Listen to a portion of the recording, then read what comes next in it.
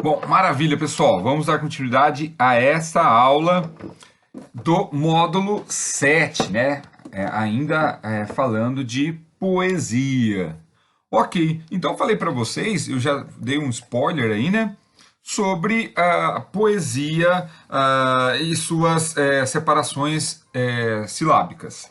Então, pessoal, vamos entender qual a diferença de sílabas gramaticais e sílabas métricas. Vamos lá, a sílaba gramatical, ela nada mais é do que aquela separação comum, tá bom? Então aqui, ó, senhora partem tão tristes. Então olha só, senhora partem tão tristes. Então fica senhora partem tão tristes. Beleza, 8 sílabas gramaticais. A de baixo, quando esmalha enlouqueceu.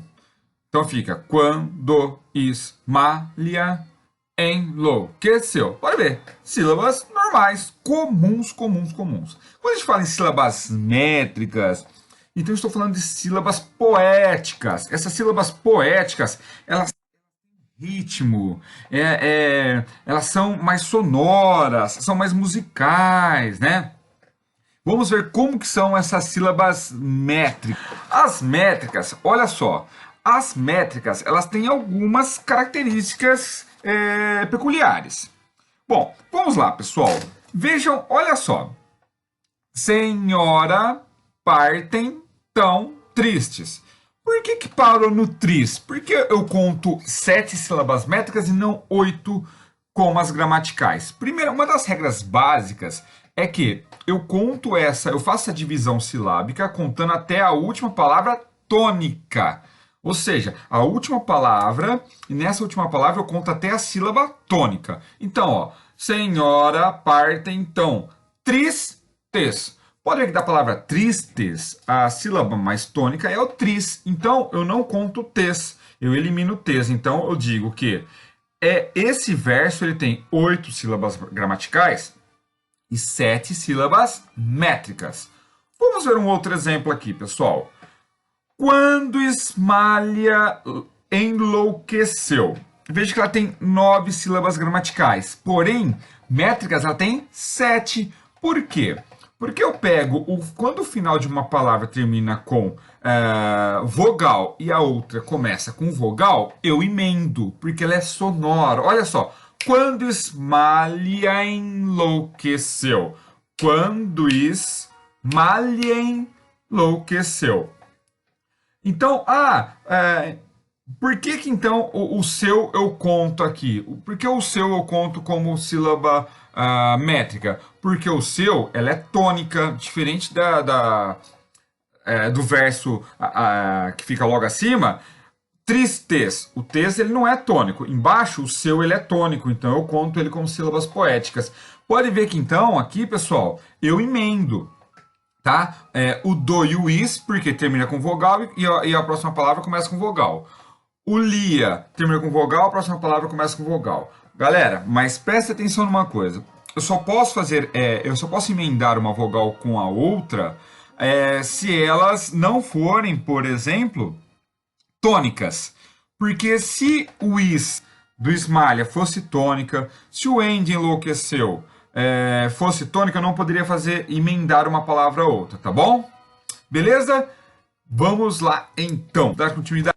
Bom, agora por isso que eu falo que essa aula é uma aula extremamente rica culturalmente falando, né? É uma aula fantástica, galera. Bom, aqui, pessoal, para vocês terem uma noção, nós podemos, né, os versos, eles podem ser, as estrofes podem ser compostas por versos monossílabo, dissílabo, trissílabo. Então, o que são? Então, os versos eles podem ter apenas, eu posso ter um verso sendo monossílabo, dissílabo, trissílabo, tetrassílabo. Ou seja, eu posso ter versos com apenas uma sílaba, 2, 3, 4, 5, 6.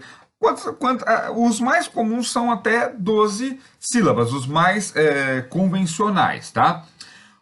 Quando a gente fala em soneto, geralmente a gente está falando em versos decassílabos e versos dodecassílabo, ou os versos alexandrinos, que são aqueles compostos por 12 sílabas, né? Então veja que não há uma regra, tem que ter tantas sílabas. Não, eu posso construir um poema com estrofes sendo compostas por versos de apenas uma sílaba. Bom, aí pessoal, vamos falar um pouco de ritmo, né? O ritmo ele está muito presente na poesia, tá bom? O ritmo ele é impressionante, ele é maravilhoso. Eu, como vocês sabem, muitos podem saber aqui, muitos sabem, eu sou músico e ritmo para mim é uma coisa fantástica, eu amo de paixão. Então veja, o que é o ritmo na poesia? O ritmo é quando eu fico alternando a tônica do verso, né? Então pode ver. Quando Esmalha enlouqueceu. Então eu tenho tônica na terceira e na sétima sílaba poética. Aí embaixo eu tenho na primeira sílaba poética, eu tenho na quarta e tenho na sétima. Pôs-se na torre a sonhar. Então, veja que isso acaba dando um ritmo. Essa alternância da localização da tônica, ela acaba dando um ritmo, né? Então fica tipo papum, papum, papum, papum, né? Isso é uma alternância. Pensa numa escola de samba, né? Então eu tenho instrumentos que batem num ritmo e instrumentos que batem no contra. Aí, pessoal, só para vocês saberem, a nível mesmo cultural, né, para vocês entenderem, mas isso tem um nome, por exemplo, versos, então, decassílabo heróico, os acentos dominantes caem entre sexta e na décima sílabas, os dominantes, né, entre sexta e décima sílaba. Nos versos, aí tem o decassílabo sáfico, que é na quarta, oitava e décima sílaba também. Então, existe regras, existem técnicas para você criar poesias, né? Poemas, poesias. Então, só para vocês entenderem esses versos, por que decassílabo sáfico? Olha a cultura, gente, que coisa linda. Porque sáfico vem da poetisa grega Safo. Então, é por isso que se chama decassílabo sáfico.